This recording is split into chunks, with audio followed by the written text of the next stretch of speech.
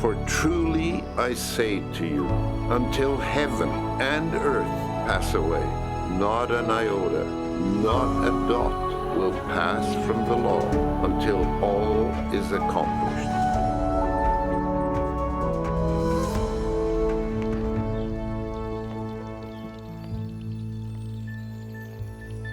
Fascinating.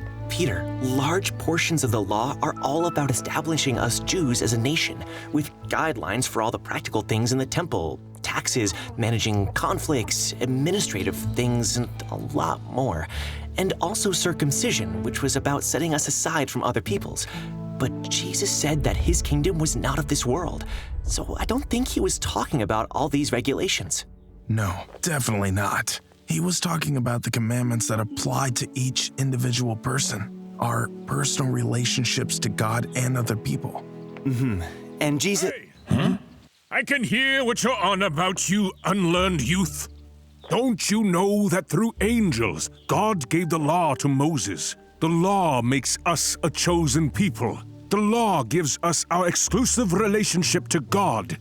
The law exalts us over the Gentiles. You're right that I'm unlearned, but even I can see that we haven't been exalted over the Gentiles since the days of King Solomon.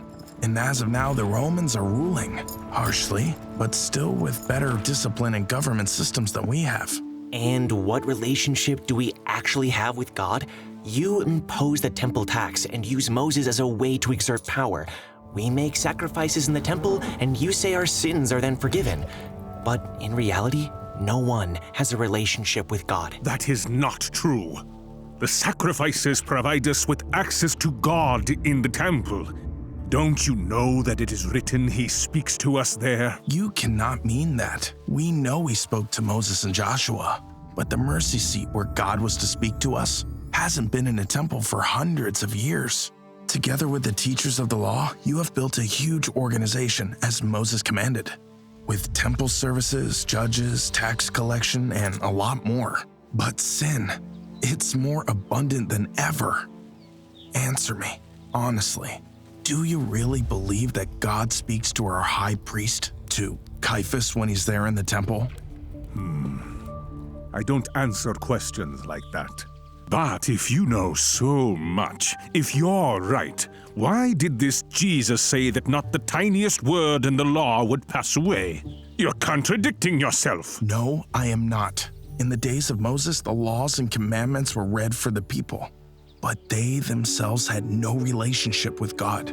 Moses spoke with God, but Moses himself couldn't offer individual people any help to keep the commandments in their personal lives. That's why ever since we've had to constantly make sacrifices to pay for our sins. Sin is never ending. So what Jesus was so determined to focus on were the laws we received from Moses that addressed the root of the problem. Laws for personal godliness. Let's listen to that again. Jesus focused on Moses' laws that addressed the root of the problem, laws for personal godliness.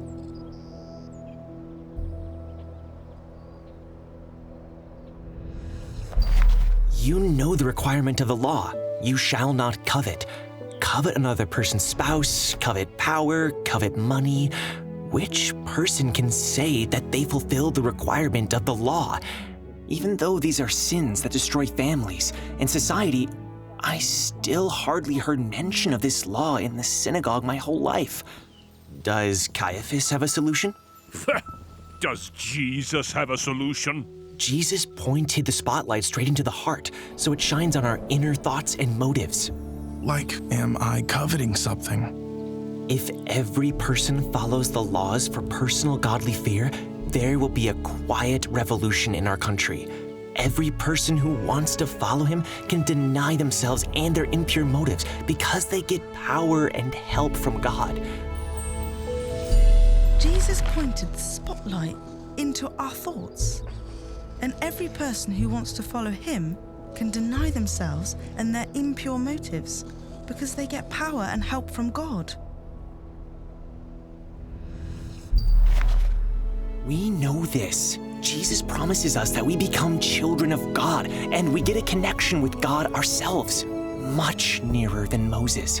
Then our people would be a head and not a tail, trailing the Romans. Fellowship with God outside of the temple and the sacrifices?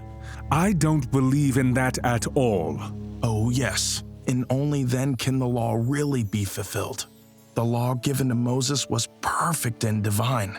As Jesus said, it would stand as long as heaven and earth. Because God's intention with the law, right from the beginning, was that he wanted us to live in fellowship with him. Yeah, the promise was that he would live among us. Exactly, and it all got within reach when Jesus said this, that this Peter will be able to fulfill the commandments that the angel gave to Moses, and then be able to begin a personal relationship with God. I am thankful with everything in me that this law will stand.